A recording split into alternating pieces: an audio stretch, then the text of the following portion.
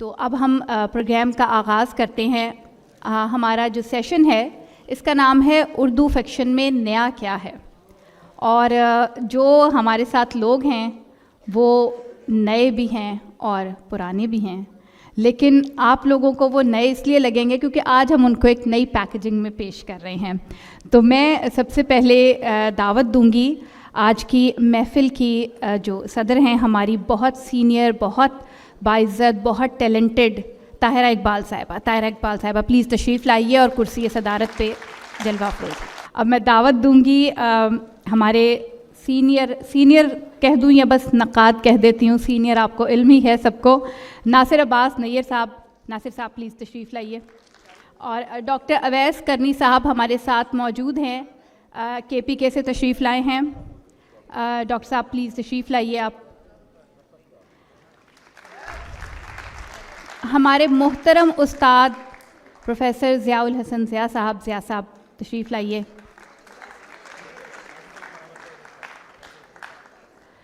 حفیظ خان صاحب, ناول کی دنیا کا بہت بڑا نام, لیکن وہ نام جو خود گمنامی میں رہنا پسند کرتے ہیں, لیکن آج آپ لوگوں کے سامنے احمد شاہ صاحب, ان کو بھی لے آئے پلیز. حفیظ خان صاحب. اور لاسٹ بٹ ناٹ لیسٹ اخلاق احمد صاحب, ان کا تعارف میں نہیں کراؤں گی کہ آپ اپنا تعارف ہوا بہار کی ہے. ویسے مجھے شکیل صاحب نے کہا تھا کہ یہ آپ کے لیے میں نے بولنا ہے, لیکن اب چونکہ میرا تعارف تو انہوں نے کرایا نہیں, اس لیے میں نے اخلاق صاحب کو یہ کہہ دیا. تو پلیز تشریف لائیے. اتنے اچھے آڈینس اور اس تعداد میں کم ہی نظر آتے ہیں. مجھے سب سے زیادہ خوشی تب ہوتی ہے جب میں طالب علموں کو اور ادب کے طالب علموں کو بیٹھا ہوا دیکھتی ہوں. مجھے یہاں یونیفارم نظر آ رہی ہے اور میں گیس کر رہی ہوں کہ کس کس کالج کے ہیں وہ, اور اپنا گیا ہوا کل بھی آپ میں نظر آ رہا ہے, اور آپ کو اپنا آنے والا کل یقیناً ہم لوگوں کی شکل میں نظر آ رہا ہوگا. تو آپ سب کو بہت خوش آمدید. گفتگو کا آغاز کرتے ہیں. اویس کرنی صاحب آج ہمیں مل گئے ہیں اور اس لیے ہم گفتگو کا آغاز وہاں سے کرتے ہیں. اکثر ایک بات کی جاتی ہے کہ اردو کے مراکز سے دور اردو میں کیا ہو رہا ہے. اردو کا ہر وہ جگہ اردو کا مرکز ہے جہاں اردو لکھی پڑھی جا رہی ہے, بولی جا رہی ہے. اردو کا کوئی خاص مرکز نہیں ہے. اردو کو ہم کہیں پہ محدود نہیں کر سکتے.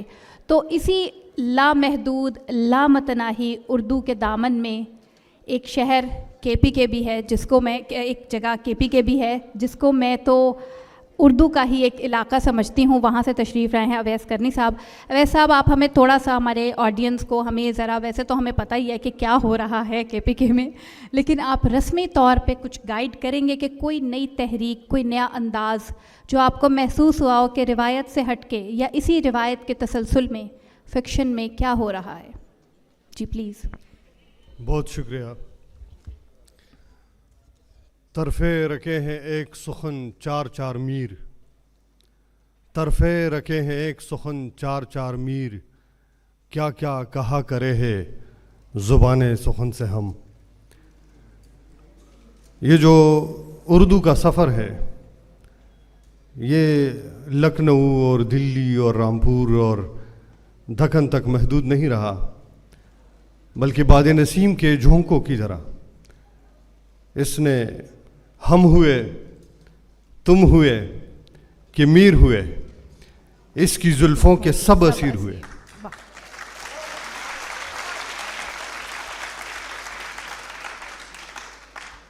تو انہی سنگلاخ چٹانوں میں سے جس کا ذکر آپ نے کیا, جوش ملی آبادی آفریدی قبائل سے نکلے اور انہی سرزمینوں سے فراز کسی صورت میں ایک نغمہ کہ آپ اپنا تعارف ہوا بہار کی ہے, اور قتیل صاحب جیسے دلکش اور سریلے نغمہ نگار بھی ہمیں وہیں سے ملتے ہیں.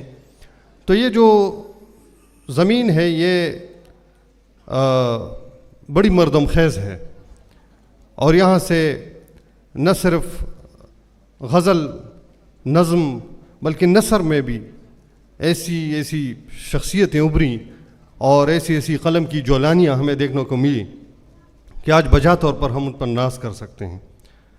اردو افسانہ مسلسل نشیب و فراز سے گزرا ہے، اور جو تحریکیں چلی ہیں ابتدا سے لے کر آج تک، پشتو افسانے نے بھی اور اردو افسانے نے بھی اور ہندکو افسانے نے بھی ان تحریکوں کا ساتھ دیا ہے، اور معاشرے کی عکاسی بھی کی ہے اور معاشرے سے بغاوت بھی کی ہے۔ ادیب صرف معاشرے کی عکاسی نہیں کرتا، وہ اس معاشرے سے کہیں آگے ہوتا ہے، امکانات تلاشتا ہے اور نئے مستقبل کے اشاریے اور عنوان مرتب کرتا ہے، اور اردو افسانے میں بھی یہی کچھ ہوا ہے۔ آج اسلوبیات کی سطح پر، موضوعاتی سطح پر، فکری اعتبار سے جو کچھ ہو رہا ہے، ٹیکنیکس کے اگر ہم دوائر دیکھیں تو ایک نئی اپج ہمیں ملتی ہیں۔ ہمارے سامنے جو افسانہ نگار ہیں اس وقت کے پی میں، جناب سینئر میں مشتاق شباب صاحب ہیں، جی جی، جنہوں نے مائکرو افسانے میں بھی کام کیا۔ خالد سہیل ملک صاحب ہے، ہند کو افسانے میں بڑا نام ہے۔